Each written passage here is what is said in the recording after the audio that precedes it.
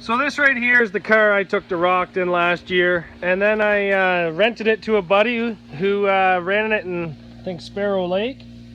It's back here now, and as far as I'm concerned, this car is scrap. So what I'm going to do right now is I'm going to make a video of everything that should be removed from each and every derby car when you do them. Now this one's a little different because the rear axle is a little bit different than what I normally run, but I might even save that. I'm going to remove about 75 to 80% of what I want off the car while it's on the ground, and then I will pull it onto my trailer, which is down there with my winch, and while it's on the trailer I'll remove the axles I want, the spindles I want, all that fun stuff. So the first things that's got to come out is the seat belts. So remove all the seat belts, remove the cage, remove the gas tank, remove the gas tank holder, remove all my fuel lines, my battery cables, my battery box, my window bar, my switches. Underneath the hood, I'll be removing the bumper. Let's see if I can. I will be removing the transmission cooler. Now that is all I will be taking out of the car and saving for derby use. For scrap use, I'll be taking the rad, I'll be taking the alternator, the power steering pump, sorry, the starter. I'll be taking that rad down inside there. I'll be saving the struts. I'll be saving a lot of stuff off this car. And I'll make a pile of everything I take out of the car, and we'll see how much I actually get out of this car here. So let's get started. So about an hour ago I pulled this car up here and we started stripping it. So I've sorted the two piles of items I've removed off the car. Everything's removed out of the inside and the front. I did leave the struts, the axles, and the rear axle because I need this car to move until I get it on the trailer. Those items will be removed on the trailer before it goes to scrap. So this is everything that we removed out of the car for that's derby use. What we have is a modified bumper. This is I believe an 82 or 83 Camaro bumper with 2x5 square tubing in it.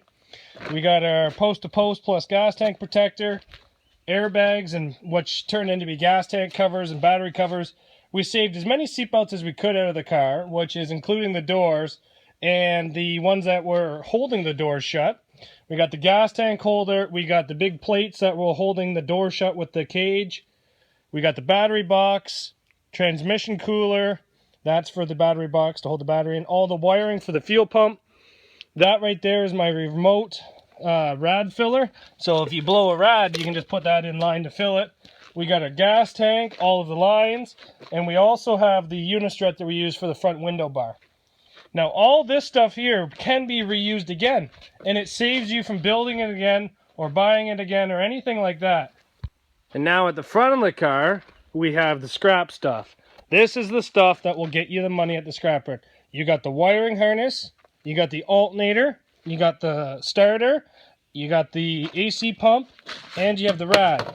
Now this wiring harness here is not the entire car. This is just the stuff that's easy to get at underneath the hood. As you can see, I just cut it. As soon as the wiring harness gets difficult to get at, I just cut it. Just take what's easy, take it and run. AC came off extremely easy. Starter is actually a good starter. So what I do is I write on it what it is. That is a Chevy 3100 V6 starter, and I'll throw that on the shelf. The rad is garbage because of that right there. And it broke off a fin up here. It is garbage. No sense to save it. Throw it in the scrap pile. But there's still more to come off this car. All we need to do now is struts, axles in the front, and the whole rear axle in the back. The reason why I want the whole rear axle is this looks like it will bolt into a Cavalier. It just looks tougher than a Cavalier. I don't know, but it's worth a try. It's got the same bolt pattern. I got a buddy that does figure eight, so maybe I'll just give it to him and let him try. But yeah, remove what you can off the car when you can. You know what, now this car is going to be parked back there and become a dumpster until it's full, and then I'll winch it on the trailer and it's done. So goodbye, Grand Am.